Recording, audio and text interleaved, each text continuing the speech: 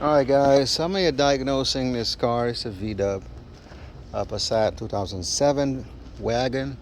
I've done a few videos on this car actually in the past. But anyway, here we are dealing with a no start condition and intermittent no start. Right now it is a no start. It actually stalled on me. It was towed here because it didn't start. I was at the Walmart parking lot trying to figure out why it wasn't starting.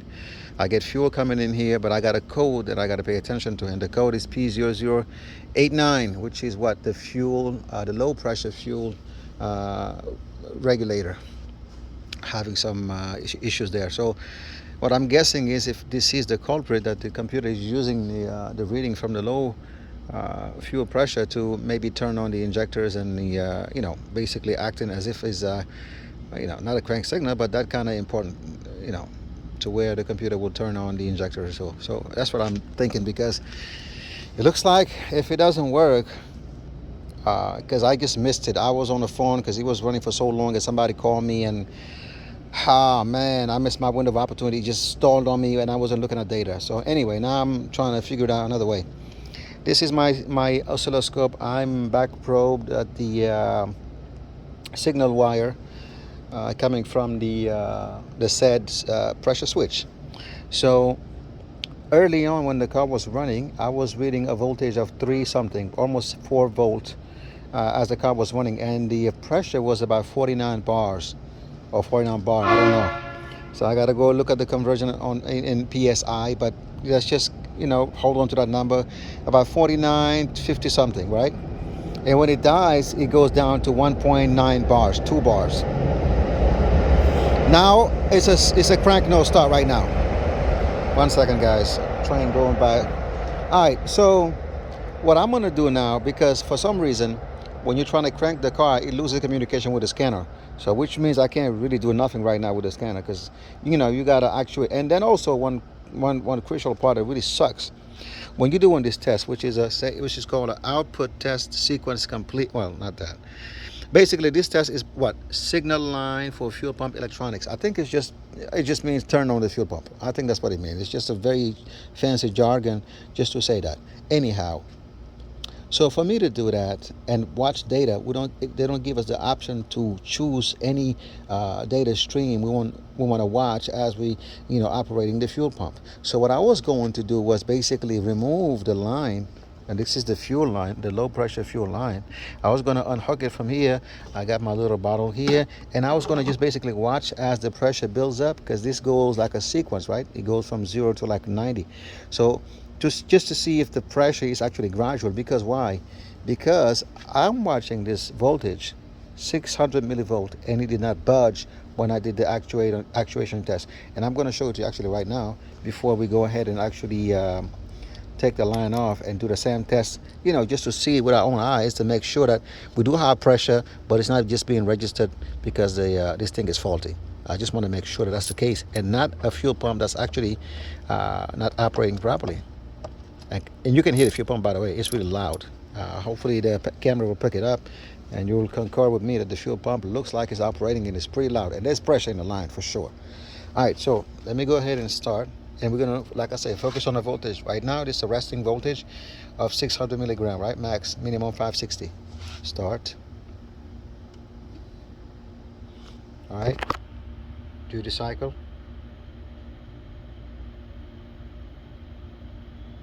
Almost 100. Can you hear it? Now look at here. What do we got? Nothing. Not a change. Let me let you hear it.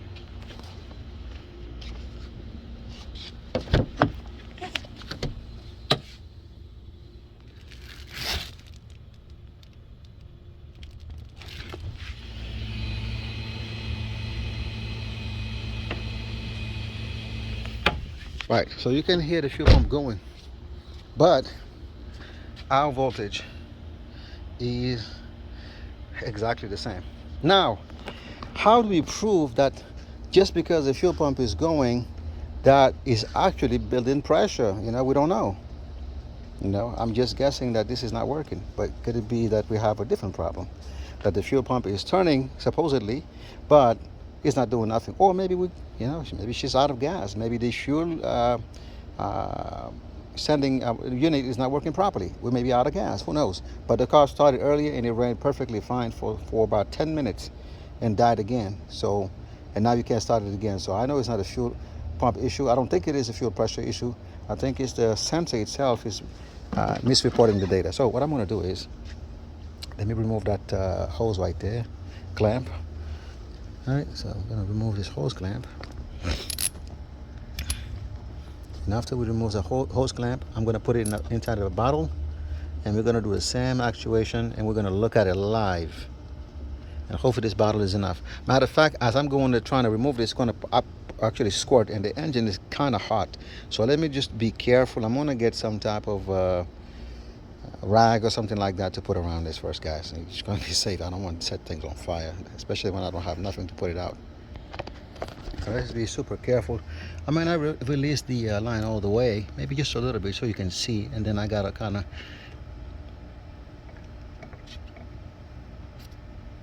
see that. See that?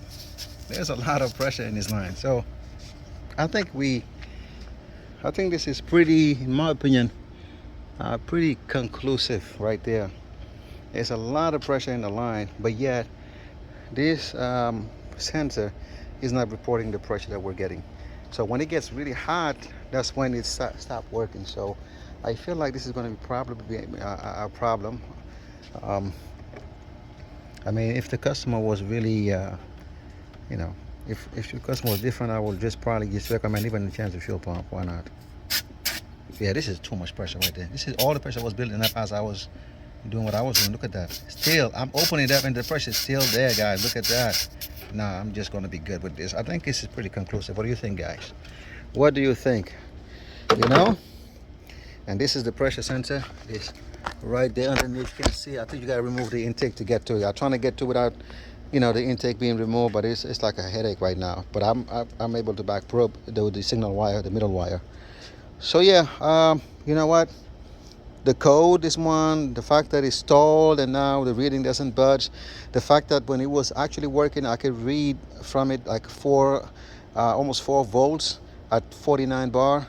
I mean, I think the data, and plus the code, of course, a P0089, all of these things together, I think that could amount to that, you know. And if you call this the parts canon, then let it be so, you know. But I think I'm pretty happy with that. I think this thing is definitely going to need that. So yeah, guys, just wanted to bring you along because this almost drove me nuts because I couldn't figure it out. I mean, who uses fuel pressure data to stop the car from running? Like, that is what, sometimes, you know, somebody please tell me, what's the logic in that? Some part like that is, you know, if it doesn't work, so what? The other, you know, as long as the pressure is in there, the car should be able to run. Why do you make it like such a, you know, an important input to where you can't even drive your own car if anyway, let me just stop my ranting, bro. I'm gonna get mad there. All right, guys, you know, it's nighttime. Look at it. You know, they call me like almost like at 8 p.m. I'm here. What time is it now? Almost 10? Yeah, yep, 10:02. Sure enough, 10:02. All right, guys, let me just go ahead and tomorrow I'm gonna order myself maybe a nice factory part and to put on there, or just a good brand, maybe something very good brand in a Bosch or something that the Germans like, and then we'll see from there. I'll bring you along, and we'll see that the data is actually whatever it's supposed to be doing. Yeah, before I go, I wanted to do a quick test on the actually high pressure now.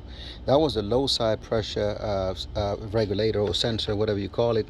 I'm going to try to do the same thing, the same test on a high pressure side, which I already kind of done. I'm sorry, guys, I cheated. You can see the voltage already at 1 volt. And this is because the pressure is already built up on there. It really started from 750 millivolts.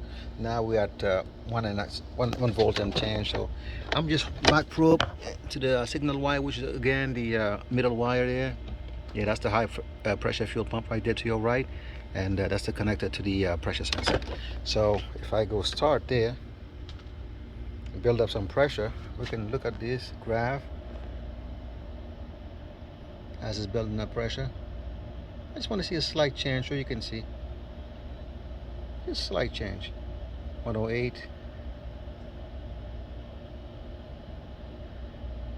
It's going to start decreasing. Right now, it went back to do the cycle. Yeah. So maybe this is the max. I'm not sure when the car is not running, and then when the pump actually start operating, the high pressure fuel pump, maybe it'll climb up, because that's going to put some real pressure on it. Anywho, so here we go. I think we're going to start by replacing that sensor there, and then take it from there. I think the fuel pump is pretty strong. It's doing what it's supposed to do. It's providing the system with enough pressure, and I believe the our problem is going to be that sensor. Now, should I leave this type of pressure in the rail? Is it safe? I'm not sure. I guess it is safe. I don't know. Or maybe should I just release the pressure a little bit? What do you guys think? It'll be done. What's up, guys? Back to the V-dub. This is like a month and a half later, maybe. Car's been sitting here. I did replace that sensor there, the pressure sensor. It didn't do nothing, so same situation.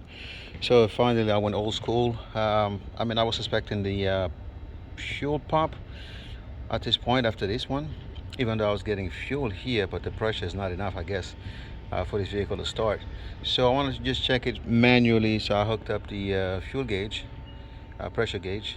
I mean, this is the fuel that I took out, so I know it's, you know, fuel is definitely being pumped, but unfortunately the pressure is not enough for the car to start. So that's the main issue here.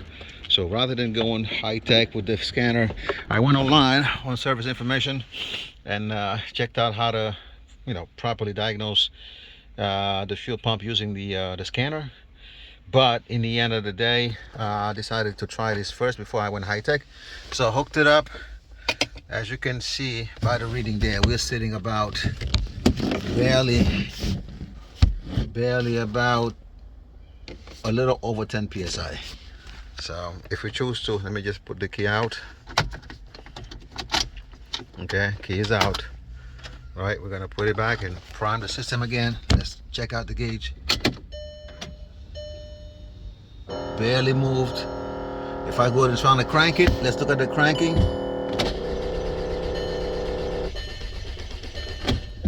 So we got about, what is it, 15 to 20 psi of fuel pressure being pumped into the low side. Conclusion, that's not going to be enough. Well, the good part is we know the fuel system in terms of the electronics, everything is working fine, because obviously we see the pressure is increasing with the car being turned on. So we know that the module is working, the wiring, everything else is intact.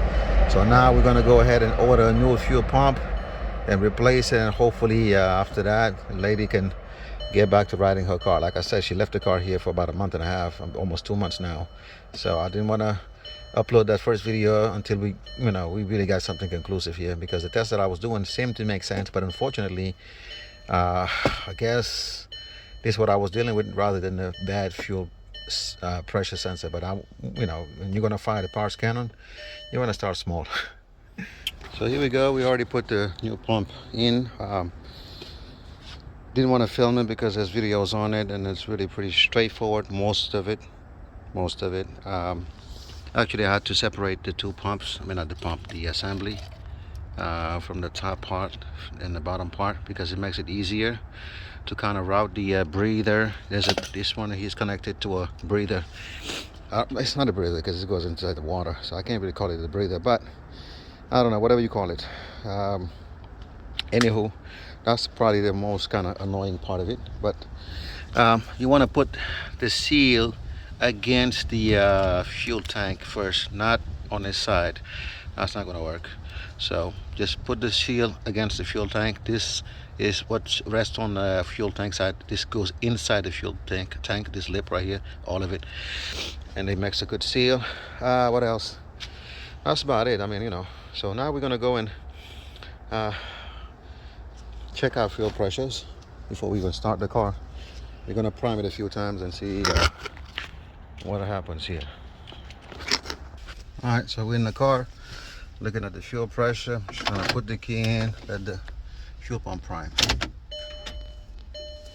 As you can see, way to 80. Can you see that? Before it wasn't even going past 20. Now we're at 80. We take the key out, do another prime.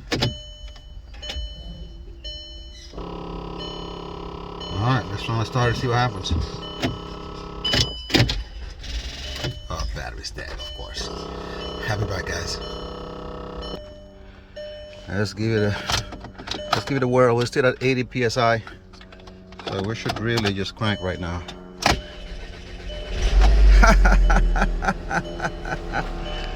Yes, sir.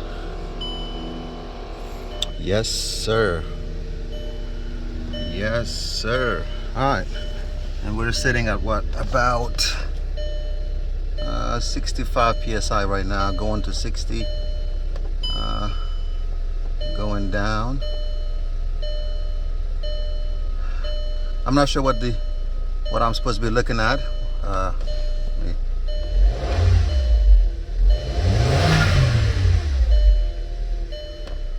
Look like it's going down towards 50 psi. Maybe. Oh, it's still going down. All right, let's watch it. I'm gonna let it run for a while. Maybe it's gonna settle around 50 psi or 45 psi at idle. I'm not sure what the specs are, but for sure this was our problem. Bad fuel pump. So let's let it operate for a while, and I'll get back to you guys in an hour or so after letting it run for that long. We'll see what happens. All right, guys.